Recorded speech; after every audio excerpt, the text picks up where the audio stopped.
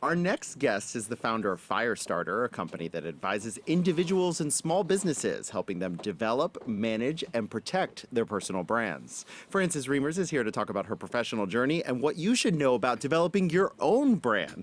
Welcome, Frances. Hi. Welcome. Good morning. Happy Halloween. Happy Halloween to you as well. I like this getup. Oh, this is the most comfy costume I've ever worn in my life. I'm a huge fan of the romper, so I feel you. This is like the military romper. It is the military romper. I love it. I love it. Well, happy Halloween. So, your own brand. Yes. You told me when I first met you, you Yes. said, David, you are your own brand. Yes. And that's the message for everyone, isn't it? Yes. I mean, we are our own best publicists. And I think it's very important that people understand their message, their narrative. I loved the ladies that were on right before talking about owning your narrative and owning the authenticity of your narrative, because that's extremely important when we're out there in the workplace, in our personal lives. You know, we're living our lives completely online, and that is not something that's ever going to change. And so you have the power to determine how the world is going to view you. So why not harness that and develop it the way that's going to work most effectively for you? Nice. What's a social media tip? Speaking of owning your brand, how important is social media to that? It's crucial. It's crucial to understand how social media works, how to use it to your best advantage. It's also good for people to understand that you don't have to be everywhere. If you have one social media platform that you really love, that you really understand, that Instagram. right, Instagram is my favorite. I love Instagram. Instagram. Non-political, that's the best part. I love Instagram. But if LinkedIn is your safe, Oh my God, I love LinkedIn. yeah, if it is your social media safe place, then by all means own it and use it to the best degree. You do not have to be everywhere all the time. Find a place that you like, own it, and build your brand around it. Believe me, it's much better to be on one platform and use it effectively than be everywhere and be inconsistent. So, Frances, you run your own company, Firestarter. Sometimes. Sometimes, yeah. I think all the time you're always clutching that phone. You're like a phone zombie. Yes, I am a phone zombie. It's okay. That's part of your work. But you advise a lot of athletes, right? I do. I work with athletes, celebrities, executives, nonprofits. I have a little bit of everything everywhere. But the universal, people assume, especially in the real world, that because I work with athletes, I don't want to work with them or I can't work with them. Actually, everyone's needs when it comes to brand and understanding social media is universal. It doesn't really matter what you do for a living. So there's not a certain typology. It's not like, oh, you're an athlete, you're a politician, your needs are different. No, not really. I mean, each individual has individual things going on in their life, in their business, in their industry that we have to spend special attention on.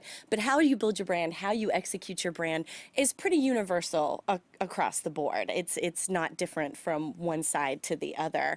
It's really all about knowing who you are and being able to articulate that out effectively. You just mentioned social media. Social media is a huge component to brand, but I really stress to all of my clients that who you are in real life matters just as much, because the second somebody meets you in the real world and you're nothing like the person that you've created online, you have now just flattened your own brand. So you really, whatever brand you create really has to be something that is 360 degrees of authenticity, because the second you aren't it, you aren't it. So really whatever it is that you want to be and the person that you put out there to the world has to be full and complete all the way around. So, you talked about do's. How about don'ts? Don'ts, I think don't stress out. I deal a lot with especially people on the executive side. Older people who aren't digital natives. You know like what? You know ourselves. what? I'm not going to participate in ageism, but people I'm not as young as you think. So. people lot of across skin the cream. board get really stressed out about, oh, I put this picture up or I said this and everything's going to come rumbling down. We can delete it. I mean, yes, the internet is forever. You shouldn't be posting, scandalous pictures of yourself, but don't stress out so much that one day you posted a picture of what you had for lunch and the next day you post a picture of you in a boardroom full of very high-powered people. If that is authentic to you, then it's okay, and don't be stressed out about what people are thinking. But I do say that to say, fully understand your audience. The biggest thing that get people in trouble with brand, whether it's a corporate brand or a personal brand, is they don't know who the end user is. We often say what we think people want, what we want people to know, not what they want to hear. And so if you truly want your content to resonate, whether you're a person or a company, you need to keep the end user in mind and say what they need to hear. And if you understand that, your content is going to get the likes and the shares and the retweets that we're all looking for that help our brand grow. Awesome. Thanks. So, Monica, what do you think? Well, I think from a branding perspective, you talked about the do's, you talked about the don'ts. How does networking tie into that and who you're aligned with? She's a great networker. Let me tell you, I met her and she was right into it. This is what I do. This is who I know. These are my clients. I love people, and I love having lots and lots of friends. Yeah. I have never met a person that was not of value to me. Every person has value. And I think when you go into a networking, you should look in the room and say, every person in here has the potential to help me, or I have the potential to help them.